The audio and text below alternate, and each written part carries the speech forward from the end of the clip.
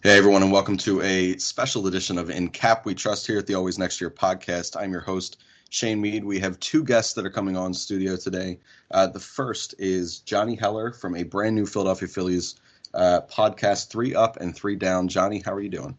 I'm doing well. Three up, three down. I just started it about a month ago. I've only recorded one episode, but with the season getting started, I'm definitely gonna start recording one every week, every couple weeks, and it's just gonna be a lot of just insight into the Phillies and how they're doing and certain players, and I'm gonna try and give an outside perspective and a different perspective than a lot of people will get elsewhere. So stay tuned. And you can follow the pod on Three Up, Three Down on Twitter.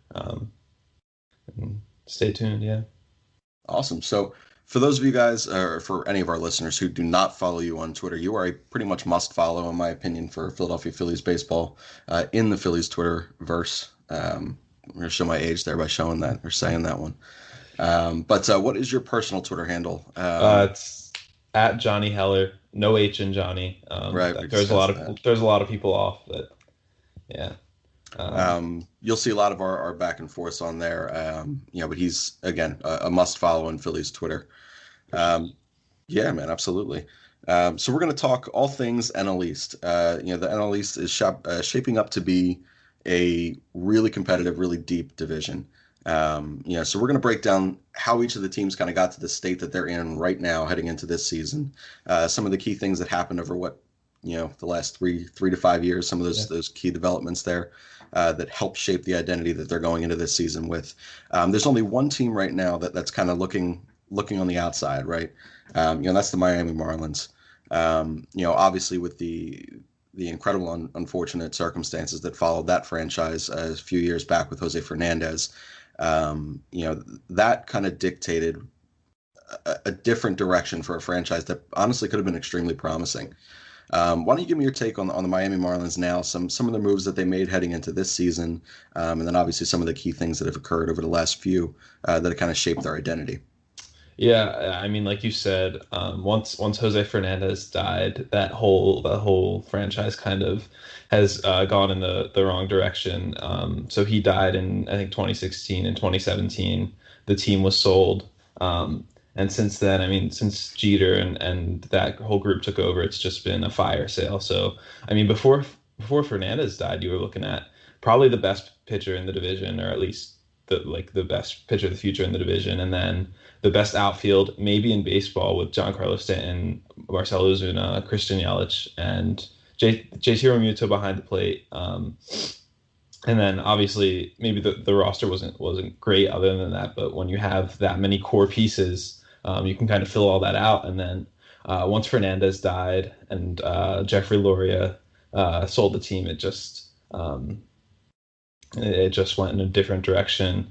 And I know fans down there aren't exactly pleased because even with Fernandez dying, I mean, they still, like I said, had the best outfield in baseball. The last two MVP winners in the NL were in that outfield. I just think if you're looking at Fernandez staying alive, maybe things go in a different direction.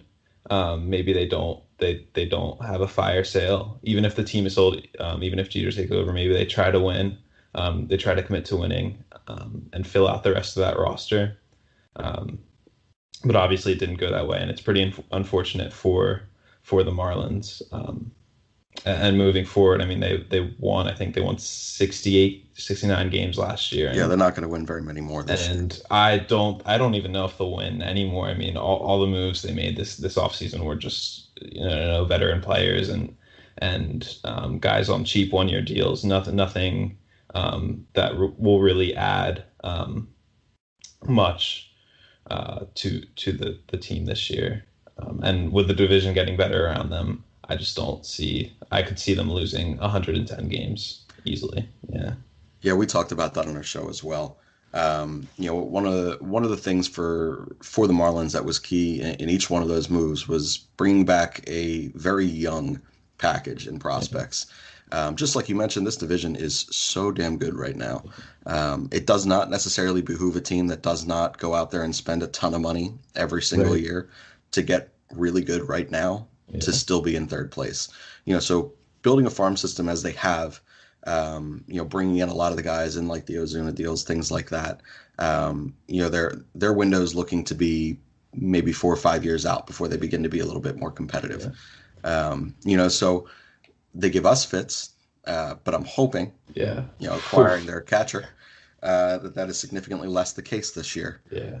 But they are kind of the one-off in the division right now. They look like they're shaping up to be the punching bag of Major League Baseball. Yes. But after them, things get far more interesting. I think the team that's probably most close to them is probably the Mets. I know Mets fans probably hate hearing that, but that is what it is. Yeah. They stole out a guy that I seriously wanted in our bullpen. Yeah. But I think when you look at the rest of our offseason, I'm pretty okay with them getting Diaz. Yeah. That is what it is. But why don't you talk a little bit about the Mets and their offseason here, and maybe put into perspective for some Phillies fans who don't necessarily know where the Mets could potentially be this year if all their pieces click. Yeah. So like you just mentioned, if all their pieces click, I think fans kind of take the Mets for granted in that they're always usually a joke, and that's kind of how it's been the past 10 years. Other than in 2015 when they obviously they went on that World Series run, Which is hilarious. Dude, I was looking at that roster just now, and I don't know how they did that. They only won 90 games, and I don't know how that team went to the You World just Series. get hot at the right time, man. Yeah, It's insane. Colorado did that several years prior. Yeah, right. You just get hot. Yeah, it's crazy, but yeah, I mean they made a lot of really good moves this offseason. And the last couple years the rosters haven't been great, but they also haven't been as bad as their record might indicate. It's really they've had a lot of injury struggles in the rotation, especially like Noah Syndergaard. I don't think has ever had more than 20 or 25 starts in a season, and that offense was terrible last year. But they added Robinson Cano, they added Jed Lowry, could be Dom Smith or Pete Alonso will probably be taking over at first base, two of their top prospects. And their outfield is honestly kind of good. Brandon Nimmo is a really, really good young hitter. Conforto's not as good as Nimmo offensively, but he's okay. And then I think for me, what it comes down to for the Mets is just how healthy they can stay, and like you said, if their pieces can click, if Cano can, how old's Cano, like 36? 30, I think he's only like 34, 35. Okay, if he can keep hitting like he has the past Career 4 or 5 years, yeah, true, and how he's done in Seattle, and Yoenis Cespedes can come back mid-season, and the rotation can stay healthy. I mean they could be good, but so much has to go right for them. And then like you said, that adding Diaz, I mean I think he's probably the best reliever in baseball right now. So that the back end of the bullpen with him and Yuri's Familia is looking good. But yeah, I mean I don't expect them to be good, but if everything goes right, which it never does for the Mets. Fortunately, it seems like the Mets share a medical staff with the 76ers. It seems as though no one can ever remain healthy, especially in that rotation. It's weird to think about, just a few years back when you look at all of the pieces that were in that starting rotation in New York, every single one of them was an ace or soon to be ace. And to see how much that's kind of fallen apart via injuries, via Harvey just falling apart mentally. Harvey just lost couldn't it. survive New York. Yeah. And that just is what it is. But when you look back at that World Series team, you look back at guys like that. You look back and say, shit, that's why you were that damn good, because you can win 90 games 2-1 when your rotation's going 6, 7, 8 innings. Right. I think one of the biggest things for them is going to be how, just like you said, Yoenis Cespedes, how he comes back, and if Cano can be a 300 hitter. He didn't exactly go to a small ballpark again. He left one cavernous yard to come to another. So I don't know how much his power is going to be there, but he's a professional hitter. You can Yeah. expect him to still hit 300. How much, he's a fairly patient hitter. I can't recall his OBP offhand last year, but it's going to be a lot in those young outfielders to Yeah. kind of drive him in. Yeah. So And one thing I forgot to mention is they signed Wilson Ramos, who he's not a good catcher at all. We saw that last year, but he's also one of the best hitting catchers in baseball. So I mean, getting a lot of production out of that spot is going to be good, key for them too. yeah, I agree. Um, I was kind of on the fence about whether or not I wanted. I think I only wanted Ramos back because I loathe Andrew Knapp. Like with everything in me, I can't stand Andrew Knapp. Like, thank you for that one swing, that triple deck walk off, but Yeah. I could never see you in a Phillies uniform again. And so, since I'm saying that on air for like the 15th time, I'm sure he's gonna have a career year this year behind Romito. But separating the Marlins and the Mets, you get to the top three teams in the division, and every team in this division of those three could conceivably make deep runs in the postseason. And it's weird to say that the Nationals can do that when they've lost the face of their franchise and arguably the face of baseball. Right. But they've had a decent offseason, all things considered, Yeah. when you remove losing somebody like Bryce Harper. Speak a little bit about the Nationals, in particular the rotation, because that to me is going to be very much like how the Mets were a few years back. They're going to go as far as the rotation is going to take them. Yes, I definitely agree with that. Obviously, the big splash they made this offseason was signing Patrick Corbin to Going to be a terrible deal. Yeah, 6 years, 140 million. That's going to look bad in a few years, but Yeah. this year, I mean, Corbin was filthy last year. He's had some injury issues throughout his career, so I think I remember since like 2012 or 2013, always thinking he was going to break out, and it took a while. But him being healthy, throwing that slider like 60% of the time, he had a great year last year. So if he slots in as their number two or number three behind Strasburg and Scherzer, and those three guys stay healthy, like you said, I mean, it's guys going 6, 7, 8 innings, giving up 1 or 2 runs each night. It does get a little tricky in the back end. Because they signed Hellickson, and then who's their number 5? It's slipping my mind right still? now. No, they traded Roark to the Reds. Did they? They did. Yeah, they signed some. Who else they signed? Not that it matters. Their rotation looks similar to ours, it seems. Right. Some guy who's like in his mid-30s on a 1-year deal. His name's gonna come to me at some point, but like guy like Hellickson, you might get 180 innings over the course of the year if he stays healthy, but they're not going to all be great. But if the top of that rotation stays good, and then on offense, like you said, they lost the face of baseball, but they have Juan Soto, and then who broke out last year, is phenomenal, and then he was incredible. Yeah, I don't think anyone expected that. And then Victor Robles is probably going to start the year on the team last year. He did, or this year. He didn't play much last year. And they still have some really good hitters. Anthony Rendon. They acquired Yan Gomes, who he's, I think, a better option at catcher than they've had the past couple of years since they lost Wilson Ramos. Yeah. So yeah, they're definitely still a threat. That bullpen still looks shaky, but overall, like you said, that rotation can carry them. So I'm intrigued to see how that works out for them.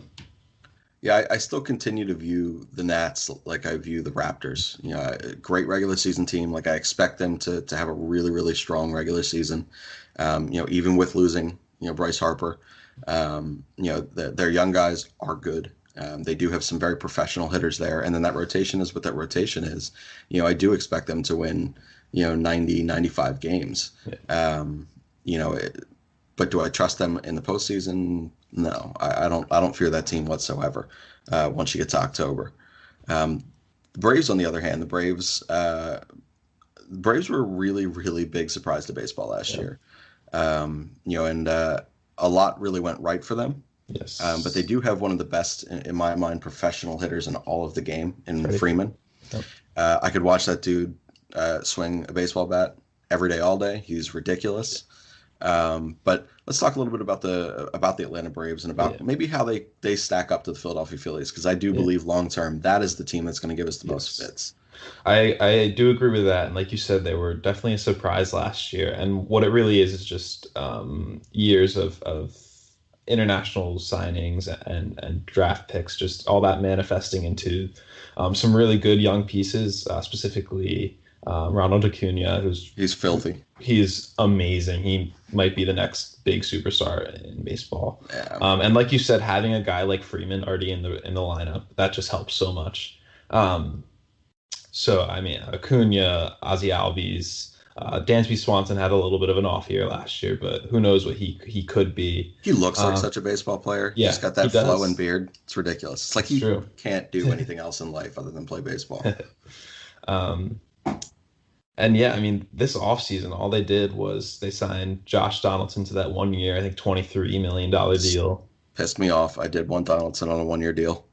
Which, yeah, I mean, I agree. Like, it's definitely a good high upside deal. I mean, not a lot of risk there at all. 1 year. However, if you look at the production they got at third base last year from Johan Camargo, it's not gonna. It's unless Donaldson is all of a sudden his 2015 self, it's not gonna be like that much improved. And like you said, last year everything went right for them. No one got injured. Everyone had like really good years. Guys like Mike Fultonowicz, then the midseason acquisition, Kevin Gosman, guys like that had really really good years. And I'm not saying they won't have really really good years again, and that people are going to get injured, but I just think you have to be aware of how luck played a role. So maybe that changes this year. I don't know. But then, like you said, long term, I mean, they have guys like Albies and Acuna and Swanson, and over the course of the next few years, they are definitely going to be the major threat to the Phillies, if they can build that pitching staff up a little bit, because that's still looking shakier, even shakier than ours is. Yeah, a big thing for them is despite all of their major league success right now, they do still have an incredibly deep farm Yes. system. Yep. So they have some assets to play with. At the deadline, if we're a game ahead or a game behind them, and both organizations are in the play for a starting pitcher, and Bumgarner's the guy, they may have more almost ready major league assets that they could Right. move. So, Yeah. in almost every single way that you look at things, we're going to be tied to the Braves for the next 5 to 10 years. So it again, just like we've both mentioned, uh, luck played a little bit of a role. They were in part a young team, not unlike we were. They were just able to sustain some of that. Like, we're not supposed to be this good. They were Yeah. able to sustain that through September, whereas Yeah. we were obviously not. But let's talk a little bit now about the Philadelphia Phillies. Again, I've mentioned before, you're basically a must follow for me and most of my crew on Phillies Twitter. But look, even before the Bryce Harper move, this was an A off season Oh, for Clentac and company. Addressing so many different needs, so many different areas of frustration for the Philadelphia Phillies last year were improved upon this year. So one of the things that I think is probably going to be kind of underrated by people is the ability to have a regular lineup. I think a lot of people last year believed that Kapler was just doing things for the sake of doing things and trying to be innovative where he didn't necessarily need to be. But when you look at last year, so many of those guys were so unproven and so shaky and had not yet gone through major league slumps. He did kind of have to piece things together week by week by week. This year, when you insert names like a Gene Segura, who very well may lead the league in hits this year, when you acquire a true pro and Andrew McCutchen, who I think is going to have a monster year, when you provide the protection for Rhys Hoskins of acquiring your Bryce Harper, like, there's not a whole hell of a lot of movement there. It's going to be yeah. so much easier for these players to sit there and kind of fit in and find their role and where they're going to play, how they're going to play, and who they're hitting in front of and behind. Why don't you talk a little bit about some of the offseason acquisitions there and how that shapes up for a regular lineup and how much easier that makes Kapler's life? Yeah. Yeah. So like you said, I mean, and I agree 100% about people critiquing Kapler last year on changing the lineup every day. He did not have a choice. like you said, no one in that lineup was proven, so it was kind of trying to piece things together, trying to try things out that he kind of had to when things weren't going right. Um, so I definitely agree there. And then really, I think the key part of what we saw in all the offseason acquisitions was consistency. Guys like McCutchen and Segura, they're pretty consistent. Yeah, they'll have an occasional slump, but they're not gonna kill you in the lineup for a 2 or 3 week period like guys did last year. I mean, I think the most aggravating part of the Phillies lineup was the inconsistency. Even a guy like Rhys Hoskins will go in a 3 week period where he cannot hit the ball at all, and then obviously he'll go on a 2 week period where he hits 8 home runs, but. Um, I think consistency, just adding that consistency and that veteran presence to the lineup, for acquisitions to the lineup. I mean, it was it was a job well done by Clentak, and I think it's definitely going to help the other, like it's going to help Hoskins, and it's going to help the guys in the back of the lineup take a little pressure off of them, guys like Franco and Herrera, um, and like you said, just having that regular lineup each day in day out. Is going to help. And then otherwise, I mean, acquisition wise, they added a few bullpen pieces, most of them just decent guys, and then David Robertson. So that's just going to shore up the bullpen. And I think the whole Kapler thing with the lineups, that can be applied to the bullpen last year, because sometimes he'd make a pitching change that maybe made sense, but the player just didn't execute. And that made Cap look bad, but was it really his fault? Would things have been different if he left the pitcher in? Just having a good roster is going to make his job so much easier. So I'm definitely looking forward to how things play out in that sense this year. Yeah, I agree. So one of my bold predictions on one of an earlier episodes of In Cap We Trust was I believe that he's going to win Manager of the Year. So last year I was just reactionary to his signing, and then reactionary to his first week as the rest of Philadelphia.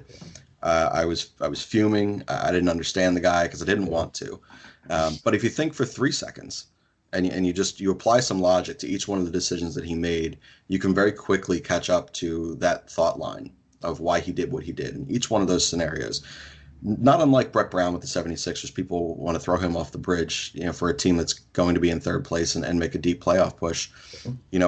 He can put everyone in the right positions to succeed, but it's still up to those players. Like he's not making an Adam Morgan fastball just get flat and all of a sudden, whoever Hayward catches Jason up to one, which was I threw everything in the house. That was the worst. But like things like that, like that's not Kapler. He made the right decision there. The wrong execution occurred, or a player just he just put a nice swing on a ball and caught up to something for a change. But whether it be the lineup, whether it be the rotation of the bullpen, Kapler has so much more freedom to be patient and to be consistent now, and a little less reactionary. And I think that it's really, really going to help guys. I think namely it's going to help Rhys Hoskins. As you mentioned, he is the Braden Shen of this team. He is so streaky. He's going to be hot for a couple weeks and super cold, and he's going to get hot for a month, and he's going to get cold again. Then he's going to take a fastball to the face, get flaps on the helmet, and hit 2 home runs in the next game. It's going to be a mess. But he's going to find consistency because of the protection that Real Muto and Harper gives him. Yep. I think that the guy who had to be the best player on the team, Odubel Herrera, who I think is also going to have a great year this year, he doesn't have to be the 3-hole hitter anymore. He can sit back there at 6, 7. He's not going to hit 8, but 6 or 7. His job just got infinitely easier. Yeah. He's going to see better pitches. And that's going to bode really, really well for a guy who, honestly, the less he has to think, the better. Yeah. But in terms of the offense, real quick, before we switch over to some pitching, just taking a look at the division right now, 1 through 5 in our lineup. Is there a better 1 through 5 in the NL East, or is there a better 1 through 5 in the NL as a whole? I don't think there's a better 1 through 5 in the NL, and the only 1 through 5 in the AL that I can even think that is better is the Red Sox. So yeah, it's elite. You don't want to give any credit to Houston there? I love Houston's offense. That's fair. Houston too. You're right. Slipped my mind, but in terms of the National League, I mean, 1 through 5, we have just guys who can hit home runs, guys who are going to get on base, guys who are just going to knock runs in. It's 5 really good, really professional hitters. So looking forward to it for sure.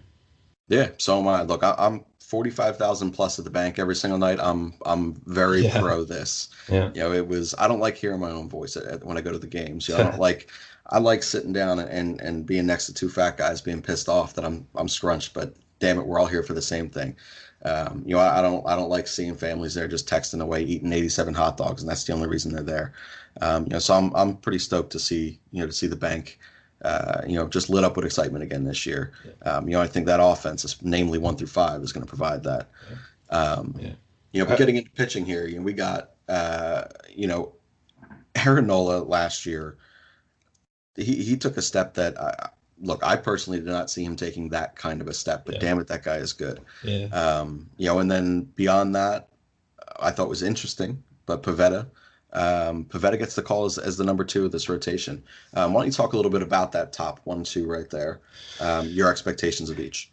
Yeah, I mean, like you said, Nola did something that most players don't do, in that he just raised his ceiling inexplicably. Like I think when he was drafted in, what was that, 2014, I think people expected him to be a number 3, maybe Only Pete Mackanin thought that. Well, Only Pete Mackanin. Even beyond Pete Mackanin, though, I mean, I just remember at the time, no one thought he would be one of the best 5 pitchers in baseball. So maybe a number 2, maybe even a number 1 on a bad team, but not this good.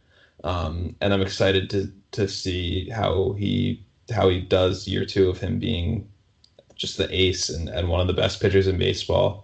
I think he can recreate what he did last year and then some. So yeah, I'm definitely think he's gonna just keep proving what he has to prove. And then Pivetta is always the talk of Phillies Twitter. Just break out Pivetta, which I buy Thank into. Jack Fritz for that. Yeah. Since he came up from AAA in 2017, I think it's been easy to see the stuff he has. That fastball with life, and then that curveball. 2+ pitches that he can put any right-hand hitter away. But he last year he got into trouble against lefties, and he got into trouble when guys were on base and he had to pitch out of the stretch. And so with him, I mean, looking for consistency. Obviously, Jack Fritz has talked about a lot about him throwing a changeup to left-handed hitters. So intrigued to see if more into his game plan, because during spring he has only thrown like 3 or 4 changeups total. He hasn't thrown that many. But yeah, I mean, I think him being the number 2, like I don't think any of us actually expected him to be named the number 2. So that shows how much confidence the Phillies have in him. And I'm definitely excited. For him, it's going to be about just consistency and when that fastball and curveball are working, he's definitely the second best pitcher on the team. So just see how it goes. Yeah, I think for Pivetta, one of the biggest things that I consistently noticed about him is the fact that mentally he never seemed to have it. Like he's very much like just an FU guy on the mound, which I dig. High Hopes has talked about that too. Yeah. But there's got to be that limit of control as well. Yeah. And he just seems out of control with people on base. And as that pitch count begins to rise, and he seems to just put himself in trouble. Talk about how much of an effect it's going to have having the best catcher in the game, someone who can call a very good game and who has that respect, or should have the respect, that maybe Jorge Alfaro didn't yet garner from some of these pitchers. But for guys like Pivetta, and then you can even look in the back end where you're looking at Eflin, where you're looking at Ike Offense, Velasquez, even Drew Anderson, for those people who think he is something. The Real Muto effect here, it was actually a question we got in on the website as well. How much of an effect do you think he has on a guy like Pivetta to extend him deeper into these games? Yeah, I definitely think that was an underrated aspect of that trade, and just how people view catchers in general. the effect that a catcher can have on a pitching staff is great. And we saw, I mean, we lucked out with having Carlos Ruiz here for the time we did, because he, year in, year out, he handled each pitching staff so well. And I think for a young guy like Pivetta, having a veteran catcher who can just call a good game, game in, game out, is really going to help. Yeah, it's gonna be a massive improvement. I think Alfaro was. I mean, I think it's clear to everyone. He just that was not his skill set. He was the only thing he could do good behind the plate. Bazooka. Yeah. Well, yeah, that too. Crazy arm. Yeah. Real Mutos isn't too shabby either. No, he's good. He's got a pretty good arm.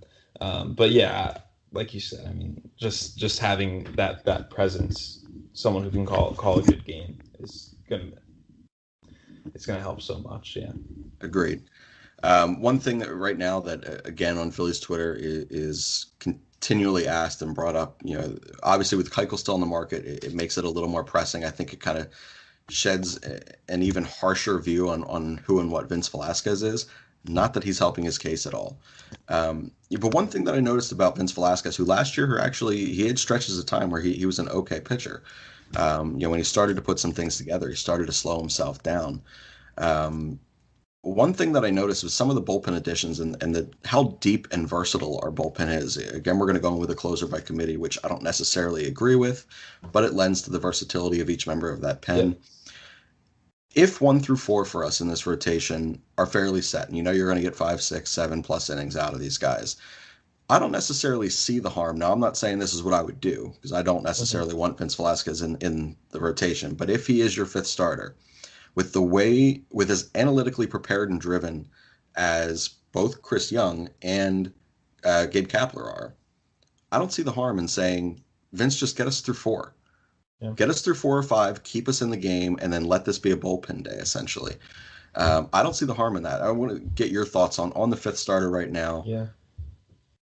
So Velasquez, like you said, he wasn't bad last year. He had good stretches. I think there was one start where he gave up 10 runs in like 2 innings, and that was like one of the first starts of the year against Atlanta. Inflated his ERA. Like, I think someone was saying on Twitter that without that, his ERA would have been under 4. Which, I mean, you can't really do that, but like, that's not how the world works. But I do think, like you said, he definitely has not helped his case this spring.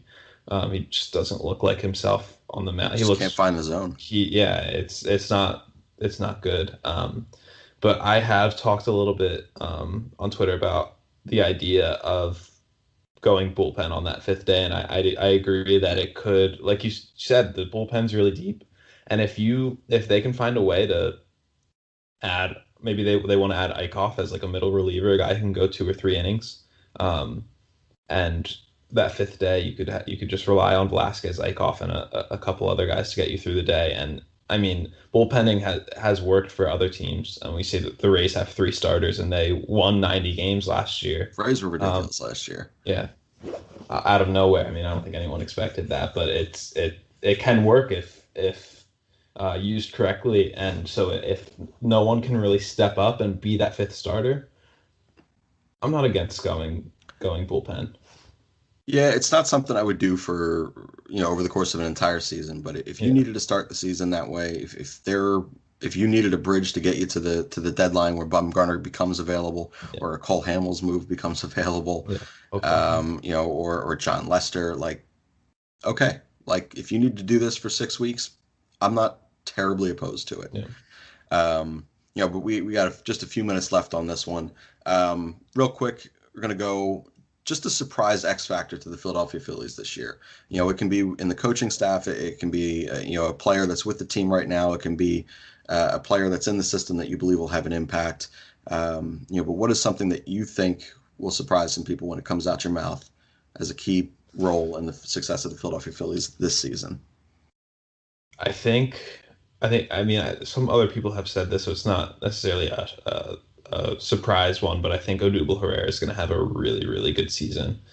We talked about it a little bit earlier. A lot of the pressure's off. He's going to be hitting 6 or 7. there's still going to be, he can clean up some guys that are on base after obviously that 1 through 5. And I mean, he said something at the beginning of the off or beginning of spring training that he wasn't focused last year or something. Which I mean, obviously you don't want your player to admit he's not focused, but honestly, it's good. It's good that like he realizes it. He's aware of it, and hopefully he's worked on it. He's in really good shape. So I'm really intrigued by him this year, and I think he could shock some people, and shut up all those Roman Quinn people because I cannot take that. Roman Quinn is just the absolute definition of class. That man can't stay healthy walking downstairs. Fun toy, man. I'd love to have him in the back end, and just know you got a guy that can swipe a bag. But damn it, I don't want him starting a baseball game almost ever. I'd probably right now I would go with Scotty Kingery. Anyone who knows me knows I'm a huge Scott Kingery fan. I watched a ton of him in person in minor leagues over the last 2 years, or 3 years now. When you see and realize that switch goes off for Kingery and he begins to be comfortable in his role, and realize that he is a true major league player, I think that he too is going to shut up a ton of critics out there who are saying, this is not a shot against Cesar. I'm not a huge Cesar guy, but I recognize his ability on this team, and he's certainly an asset. But Scotty Kingery, I think by the deadline, I think could have taken either the second or third base role on this team. So I'll be curious to see in both of those cases, in Odubel and in Scotty, where that goes. Real quick before we sign off, we actually covered most of the questions that we got, and the only one we didn't, we'll ask it just for fun right now. Actually, I don't remember who asked it. All right, from Ryan. These are questions we got on our website, by the way. It's www.alwaysnextyearpodcast.com. A question was, what is the best ballpark food when going to Citizens Bank Park? You and I are pretty much in agreement with what the best sandwich is, but go ahead. Why don't you tell some of our listeners what your go-to ballpark food is? So I usually don't buy food at the ballpark. I'm usually a Wawa. Well, yeah, I'm a college kid, and so I'll stop at Wawa or pack something because the fact that you can bring food in is fantastic. But if I'm buying ballpark food, unless it's Dollar Dog Night, I'm probably getting crab fries. Crab fries are where you go. Yeah. I think for the money, that's probably the best. Yeah. The best option there. But again, Jonny, thanks for coming on the show, man. We're excited. You're actually the first actual guest of the podcast. We've had a couple call-ins before, but it was pretty cool to have someone come on and talk Phillies baseball in the In Cap We Trust segment.